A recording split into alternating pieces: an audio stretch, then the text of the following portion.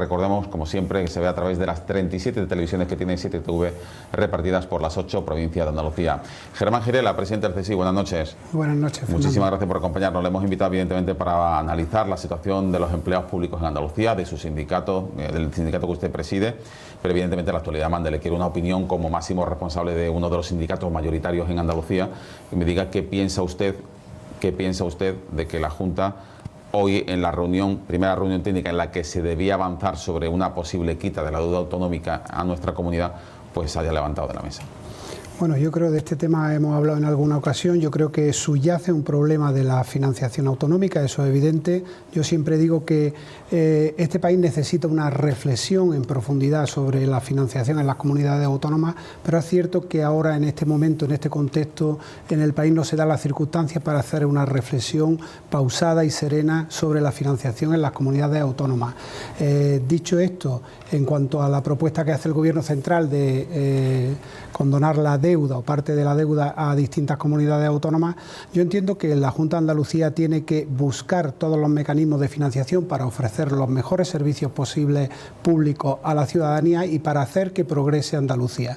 Pero también creo que tiene que hacerlo en el marco del principio por el que debe de velar el Gobierno de España, que es el principio de solidaridad que vertebre todo el país. Así es que habrá que ver las condiciones técnicas, estas que no se han podido ver porque se ha levantado los representantes de la Consejería de Hacienda de la reunión, habrá que ver esas condiciones técnicas si reúnen esos requisitos de preservar el principio de solidaridad, y es una condonación ajustada, justa, coherente con lo que sucede en el resto del territorio nacional, porque, repito, creo que el Gobierno central tiene que velar por el principio de solidaridad, porque él es el garante y es básico para configurar un Estado de Derecho como el que tenemos actualmente. Pero hay que tener en cuenta que los consejeros de Hacienda, entre ellos la consejera de Hacienda de la Junta de Andalucía, se levantó de la mesa en el Consejo de Política Fiscal y Financiera y no hablaron del Gobierno sobre esto, y hoy en la primera reunión técnica en la que se convoca la Junta tampoco. Entonces, ¿cómo se va a avanzar en una medida que puede ser beneficiosa si evidentemente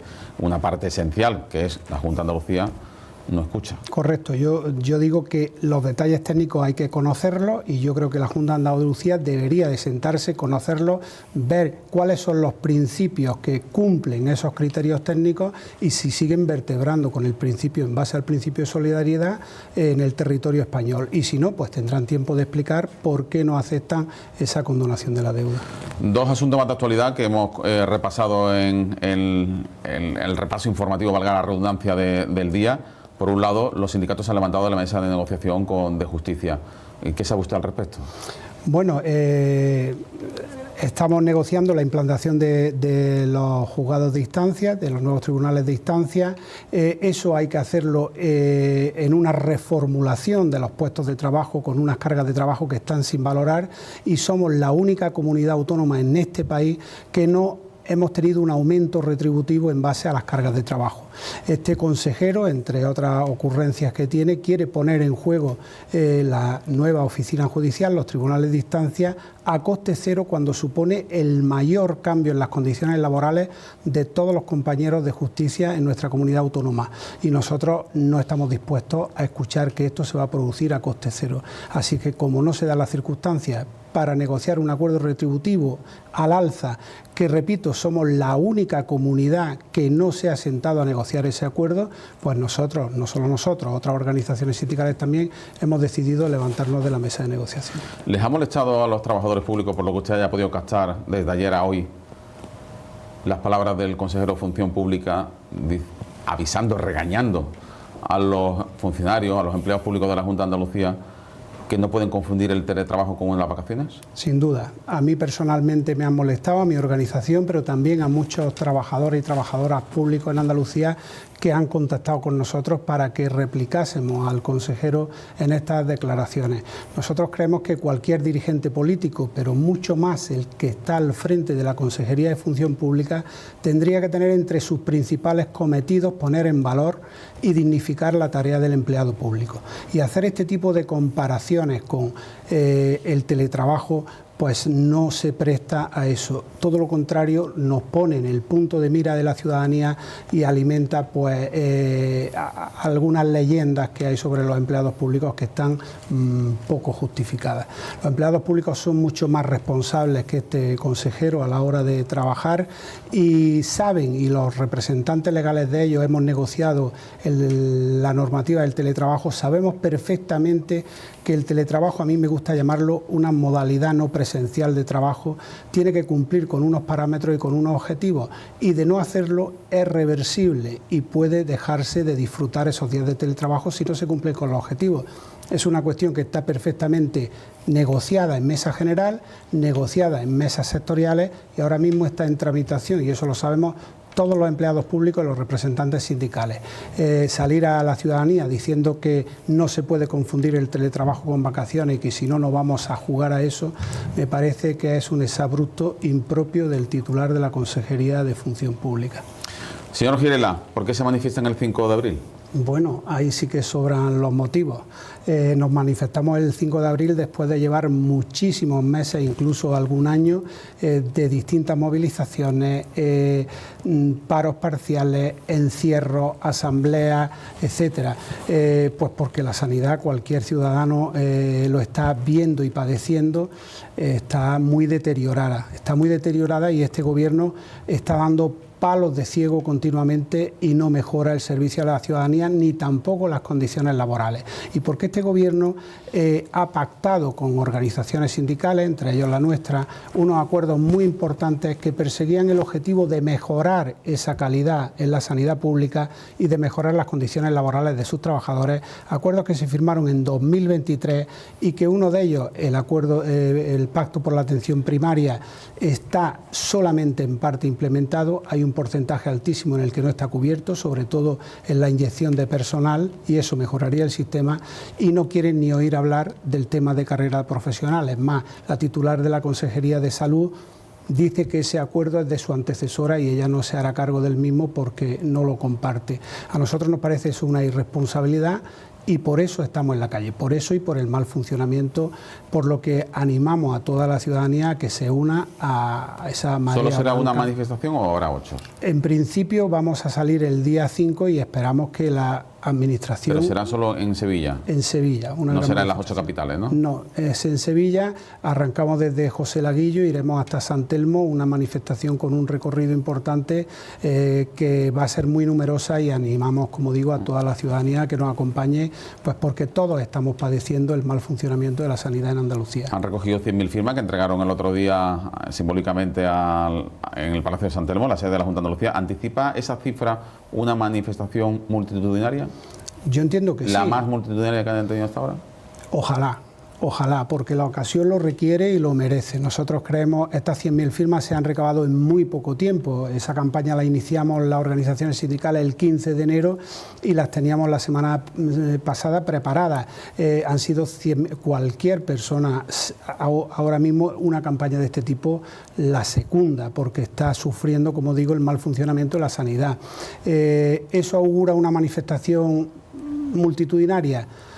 Yo así lo espero porque creo que estamos a la cola en muchos medidores, en listas de espera quirúrgicas, en listas de espera asistenciales hospitalarias, en atención primaria, y creo que eso lo padecemos todos, los trabajadores con una sobrecarga de trabajo bestial por falta de recursos, y sobre todo lo padece la ciudadanía, que tiene una atención manifiestamente mejorable. Sobre sanidad, una cuestión más, aunque sea evidentemente colateral, ¿no?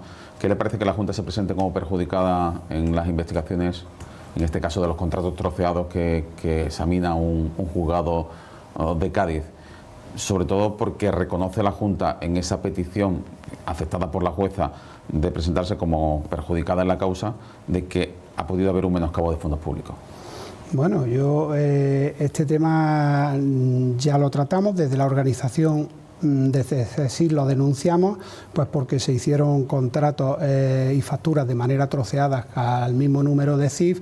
De aquello desencadenó un cese de una interventora que fue quien puso en juego esto, o sea que ahora sí que no deja de sorprendernos que la Junta de Andalucía se presente como interesada en esta causa, porque ellos mismos han sido los que han amparado, y la consejera anterior de Salud amparaba este tipo de contratos sin ningún rubor y sin ninguna adversidad administrativa. Ella decía que estaban perfectamente hechos y perfectamente reglamentados en las pautas que tenían de contratación, con lo cual ahora no deja de sorprendernos que eso ocurra. Señor Girela, le pregunta María Sánchez y Juan Esteban Poveda. Buenas noches, señor Girela. Me gustaría preguntarle sobre sanidad, de nuevo, sobre los contratos y el acuerdo alcanzado por el Estado con las mutuas, ¿no?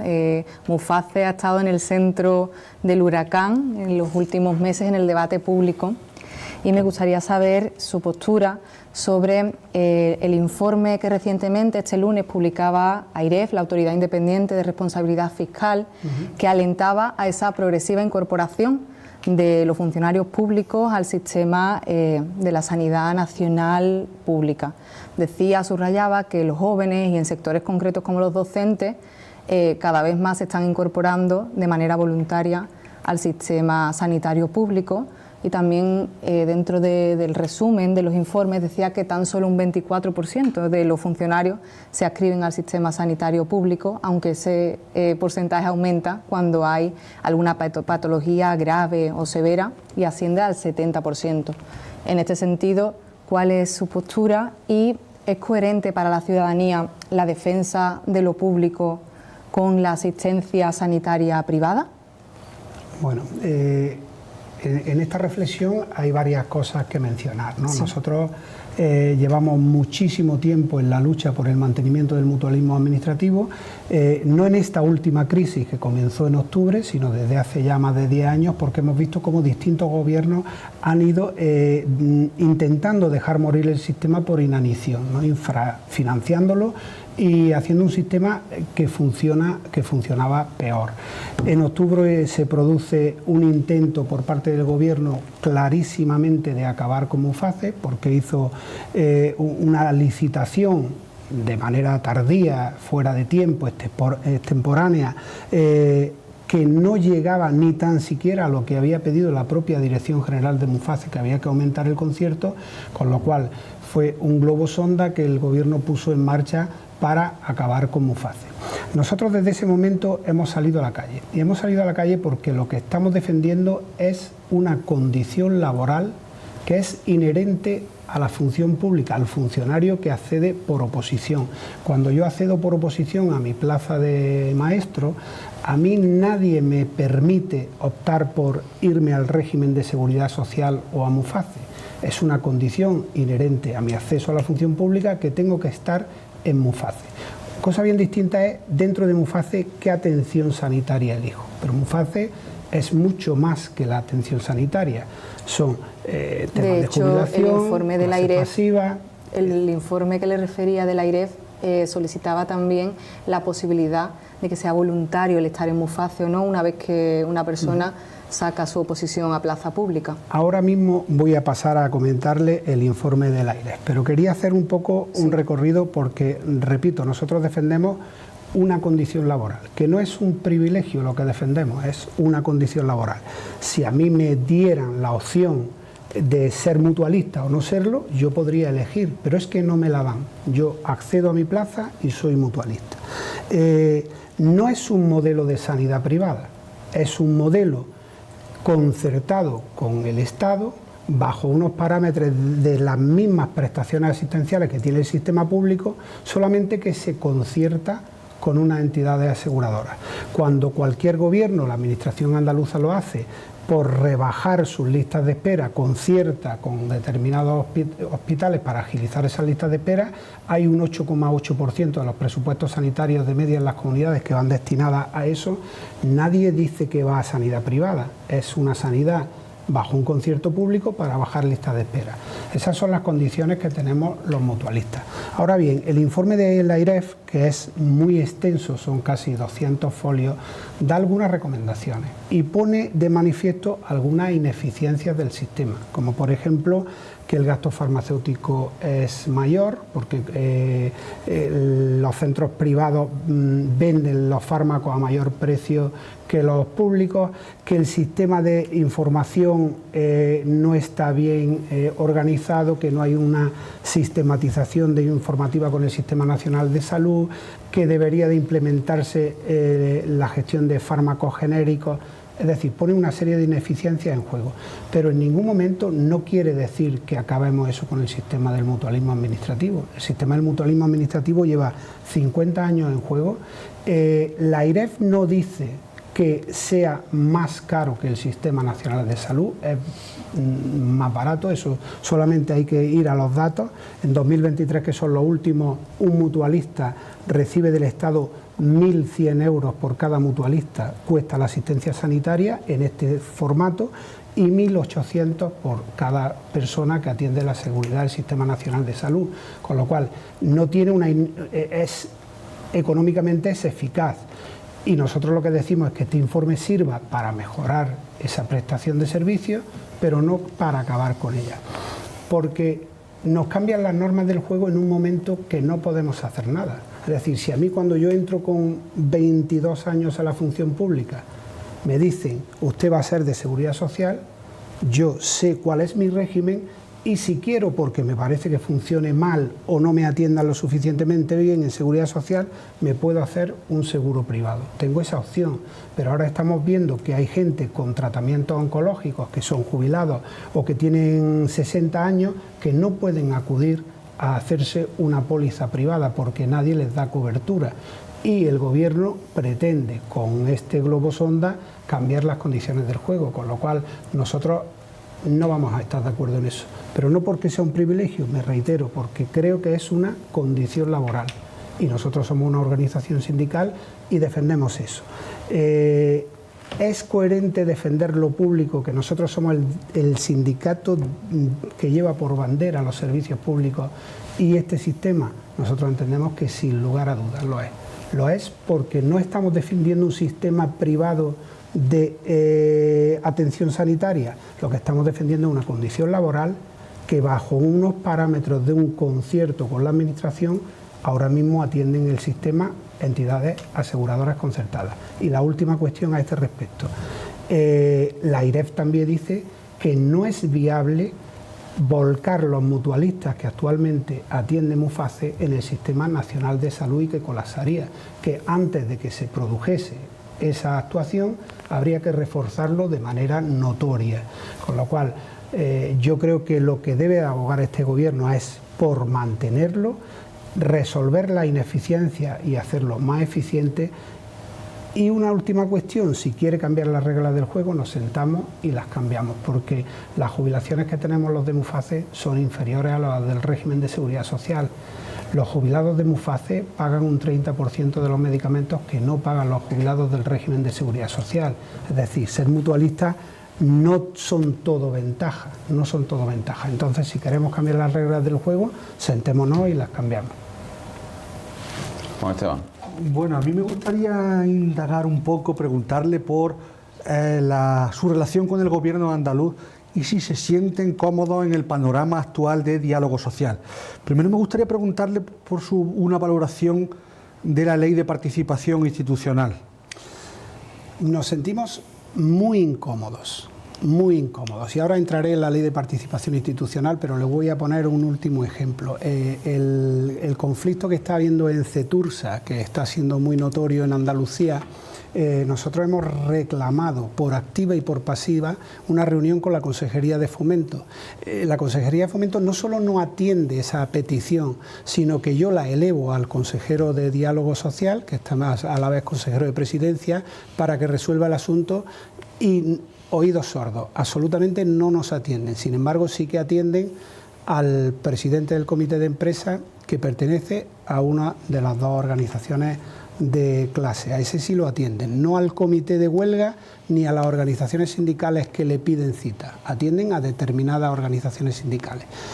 Por cierto, en Cetursa se avecina tormenta. Nosotros hoy mismo vamos a presentar una denuncia porque este gobierno, y en alusión al diálogo al que me preguntaba, este gobierno prefiere vulnerar el derecho a la huelga que tenemos los trabajadores a negociar y a sentarse a dialogar. Y en los próximos paros, en los paros que hay convocados en Cetursa, este gobierno está emitiendo contrataciones cuyo destino es cubrir las personas que secunden el paro. Esto es una cosa inédita, o cuando menos sorprendente, paradójica, y nosotros, por supuesto, lo vamos a denunciar en los juzgados. Y la ley de participación institucional, pues ese es un caballo de batalla de mi organización. Nosotros creemos que la ley de participación institucional era una oportunidad, y ha sido una oportunidad perdida, que el presidente de la Junta de Andalucía y este gobierno tenían una intención muy distinta a la hora de configurar esta ley de participación institucional cuando arrancaron en el gobierno. En 2020 el presidente de la Junta de Andalucía en sede parlamentaria anunció que haría una ley de participación institucional más abierta, más plural y que diera cabida a otras organizaciones sindicales, y al final nada de eso ha hecho. ¿Qué ha pasado? Por el camino, porque yo recuerdo que en 2016, 2017, 2018 el discurso del presidente, bueno, del ahora presidente del Partido Popular en Andalucía, se hacían muchas fotos con CSI, igual que ahora se las hacen con comisiones y con UGT en San Telmo. ¿Qué ha pasado? Habría que preguntárselo al presidente de la Junta de Andalucía y al Consejo de Gobierno. Yo tengo mis suposiciones sobre lo que ha podido pasar. ¿Qué supone? Pero ciertamente es lamentable esta actitud, porque es gobernar en contra de los principios y de las ideas que has puesto en juego y por las cuales seguramente te han votado mucha gente, es ir contra esos principios. Ellos aluden a un informe jurídico porque entienden que podría no ser constitucional incorporar otros agentes sociales que no estén considerados más representativos en base a la ley de 1185, que por cierto es la ley orgánica más antigua de este país y que nadie se ha atrevido a cambiarla. Una ley que dopa claramente a comisiones y a UGT, clarísimamente, y que está descontextualizada. Pero eso no es verdad.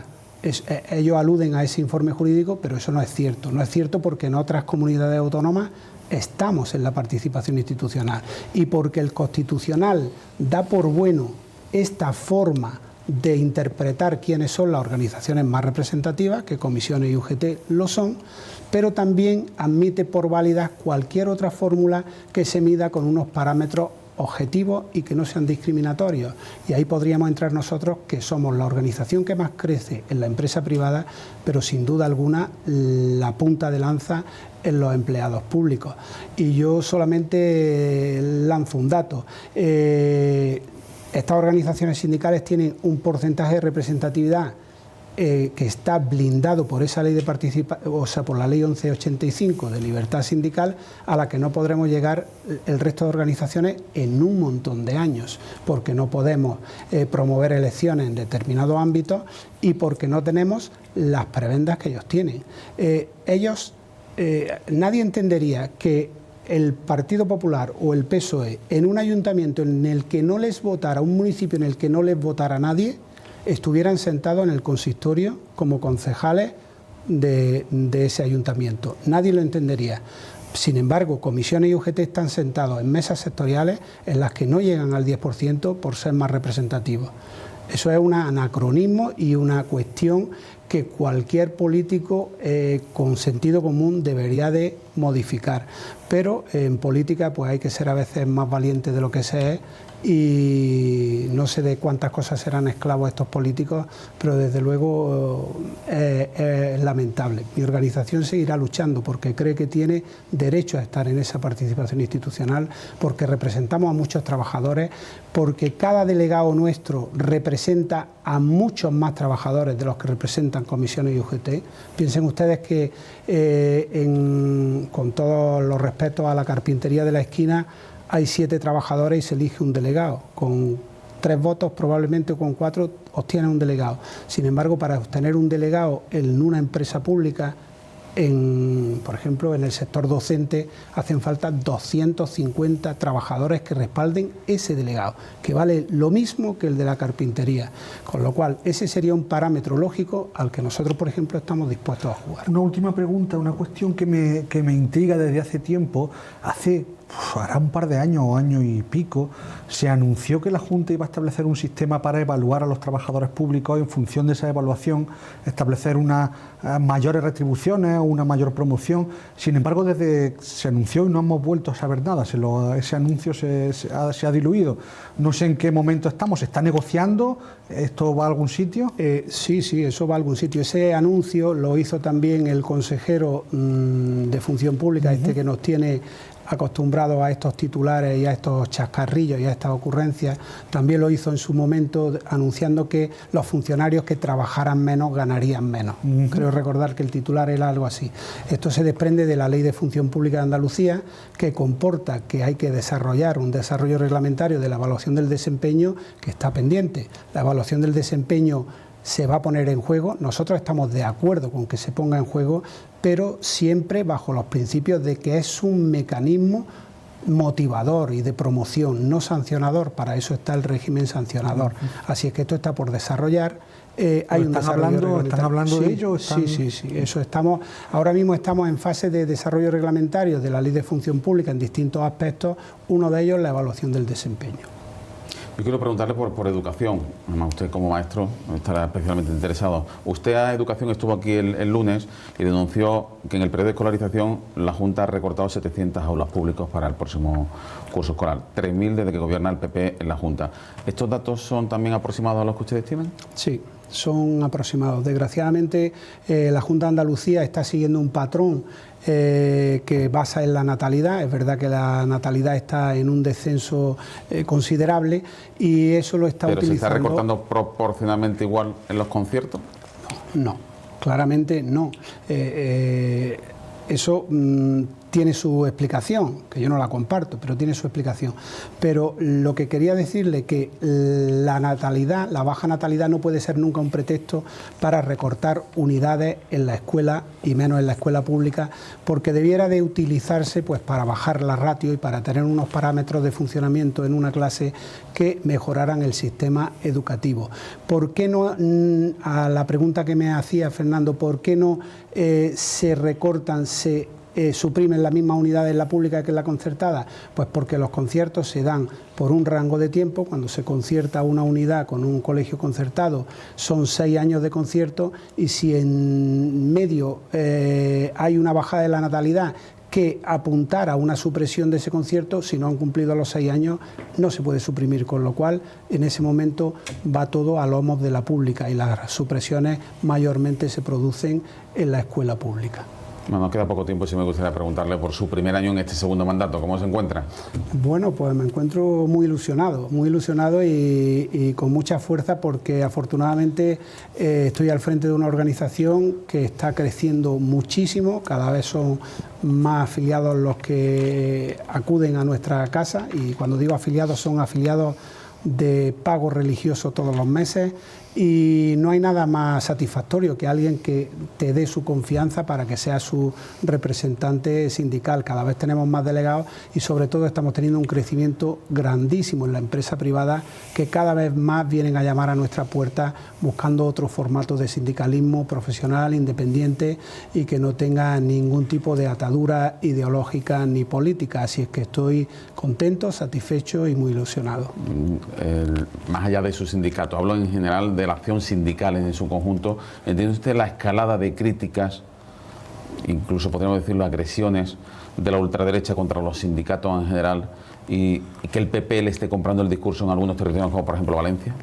Bueno, yo eso no lo entenderé. Para seguir gobernando, evidentemente. No lo entenderé jamás. Yo creo que muchos de los progresos que tiene la sociedad en su conjunto y los trabajadores en particular obedecen a la acción sindical, al trabajo que hemos hecho las organizaciones sindicales durante muchos años, y creo que se nos pueden hacer críticas, y yo incluso las hago a algunas organizaciones sindicales, y la mía es susceptible de hacer críticas, pero se pueden hacer críticas con fundamento y creo que estas carecen de ello. Germán Girela, presidente de CSIC, muchísimas gracias por acompañarnos hoy y siempre que le llamamos. Muchísimas gracias, buenas noches y mucha suerte. Gracias. Venga, despedimos a nuestro invitado de esta noche.